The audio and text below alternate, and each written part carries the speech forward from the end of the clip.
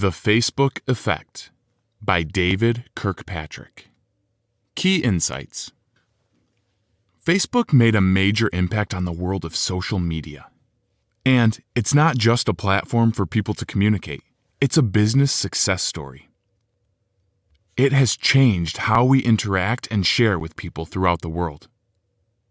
Facebook also has a fundamental characteristic that has proven key to its appeal in country after country. You only see friends there. David Kirkpatrick. In the book, The Facebook Effect by David Kirkpatrick, you will learn how Facebook created technological change and how it affects you. Key points. Before Facebook. Before Facebook, there were other social media sites including Well, AOL, and Friendster. The concept of social media started in 1985, but the design was a little different. You could chat with people in the community via threads, online bulletin boards, and chat rooms. Social media began developing fast because of the new technology creators were experimenting with. This led to users being able to create unique profiles for themselves and groups that could remain private and exclusive. Classmates.com was a popular site that was similar to Facebook, which allowed you to find people you went to school with. Old school social media was really more of a virtual community. Social media is defined as an online platform that allows you to create a profile, establish a friends list, and make new connections. And by using this definition, 6degrees.com was the first social media site to come about. 6degrees.com worked by connecting people based on people on their friends list as well as their interests. It allowed you to search for someone on the search bar, which was something new to the scene at the time. In 2002, the social media platform Friendster launched, and it was the first site that allowed you to add a profile picture. Many sites followed suit, including MySpace, LinkedIn, and Spoke.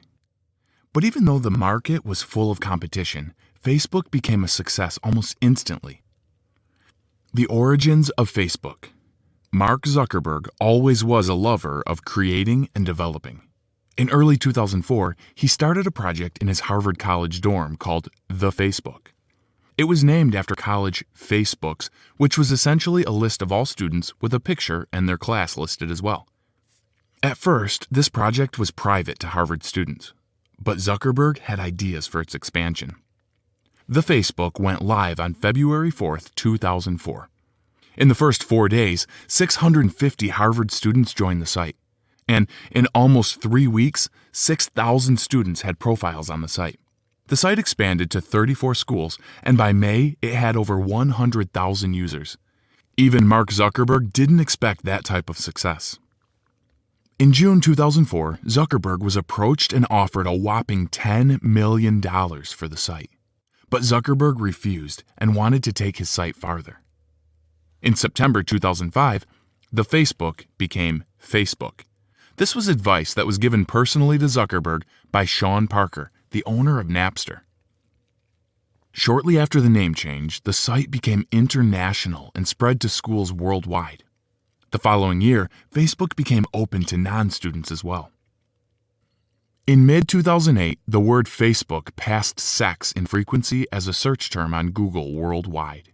David Kirkpatrick. Now Facebook is the second most popular site in the world, right behind Google. How Facebook beat their competition. One of the reasons that Facebook became so popular in such a short amount of time was simply timing. Timing is everything. During the beginnings of MySpace and Facebook, the internet was getting faster, so being online was much less of a hassle than it had been in the past. The faster speeds also helped with uploading photos and sharing content. The timing was also right because of schools desiring to create online networks to stay relevant and embrace technology. Zuckerberg was not only at the right time, but also in the right place. He was a Harvard student and had access to thousands of brilliant brains, which made it easy for him to create his dream team. One of Facebook's co-founders was Chris Hughes, who later went on to work diligently on the Barack Obama campaign of 2008. Revenues were, according to well-informed sources, more than $550 million for 2009, up from less than $300 million in 2008. That represents a stunning growth rate of almost 100%. The same sources say that the company could exceed $1 billion in revenue in 2010. David Kirkpatrick. The idea of social networking online was easily embraced by the college community because at that age, socializing is something humans crave. Facebook believes in always evolving. Going back to 2005, Facebook users enjoyed the ability to have a profile picture. But Zuckerberg and his team noticed they were often changing their pictures several times throughout the day, as there was only one space for a picture. That is why Facebook evolved. Zuckerberg and his team made it possible to have multiple pictures on a user's profile via a photo hosting service. They also developed a tag feature that allowed users to search for photos of a specific person. This made Facebook one of the most popular photo services on the internet. In 2006, Facebook further evolved by adding a newsfeed. The newsfeed allowed users to see updates from their friends. And in 2007, Facebook went live with the Facebook platform to serve third-party developers who wanted to develop apps for Facebook. One of the most trending apps is Facebook Marketplace, which allows people to sell, trade, and buy from their Facebook profiles. In 2009, the like button was created.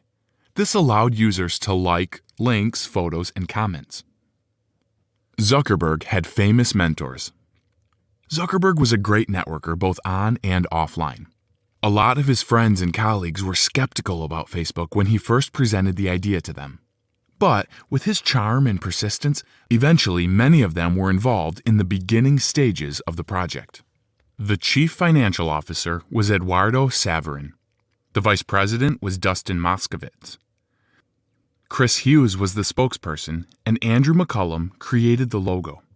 Zuckerberg also had friends from prep school who he recruited during the early stages of Facebook, including Adam D'Angelo, who was the first chief technology officer. Zuckerberg was also smart to ask the advice of top dog entrepreneurs, including Sean Parker of Napster, Mark Andreessen, co-founder of Netscape, Bill Gates, and Steve Jobs.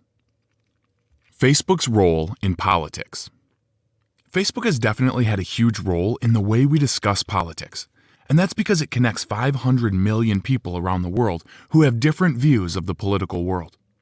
Activism has become much easier and more accessible through Facebook.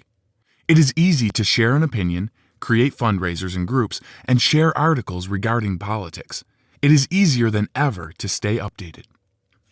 For example, in 2008 in South Africa, a group was formed via Facebook to protest hostile drug raids that were happening. In a matter of days, 3,000 members belonged to the group, and photos and video encounters were posted for viewing. This increased awareness of the issue as well as helped to develop a petition. Eventually, because of the active talk of the issue, the police stepped in to address the raids. Elections have also been impacted by the power of Facebook. President Obama used social media to his advantage during his campaign against his opponent Hillary Clinton. He shared political views as well as personal tastes, such as music, in order to appeal to a younger crowd of voters. Facebook has changed how we communicate. Facebook has become the go-to to contact friends, family, and strangers. And that's because it's quick and efficient and less time-consuming than email. Instead of sending a mass email to friends and family to share how you're doing, you can simply post a status for everyone on your friends list to see. We can also check up on our friends easily by simply clicking on their profile or sending them a message if they're online. Facebook closes the gap between cities and small towns, strangers and distance. It is easy to connect with anyone around the world. Facebook is creating journalists. Many Facebook posts go viral if the content is good and shared at the right time. Unlike traditionally publishing, Facebook allows you to be your own writer and editor and report on anything you'd like. You can share your own work or the works of others to get likes and additional shares. Citizen journalism is on an uprise with people posting raw material on Facebook from crime scenes, devastations, protests, etc. There are even times when large news sources get leaks from citizens via Facebook before their team has been given the information to cover it. Facebook is a financial threat to traditional media because it is stealing advertisements that used to be posted on TV, billboards, or in newspapers. Now, companies want to see their ads on Facebook news feeds. Facebook ad sales tripled between the years of 2008 and 2009. But instead of fighting it, traditional media is trying to work with Facebook in order to stay alive. One example of this is CNN teaming up with Facebook for a live messaging session during Obama's inauguration. Facebook has changed our ideas about privacy. The creation of Facebook has led people to be more open about their personal lives than ever before. Things that you would never share with your boss or your great aunt are all of a sudden being revealed without thought.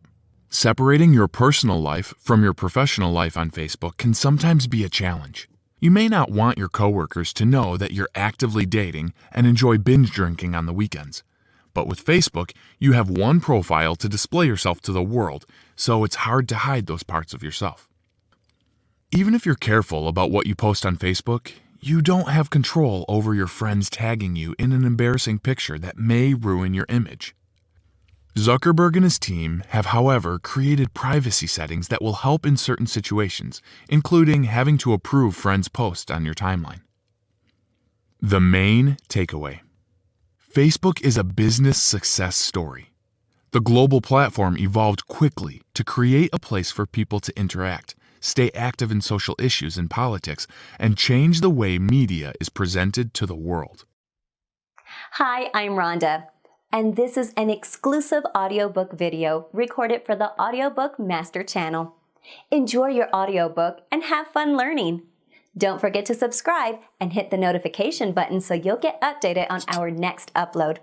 If you liked the video, give us a thumbs up and say your thoughts about the book we just covered. Do you want to listen to a summary or review of a book that we haven't covered in the past? Say it in the comments below or send us a message. Don't forget to check our other uploads. Enjoy listening!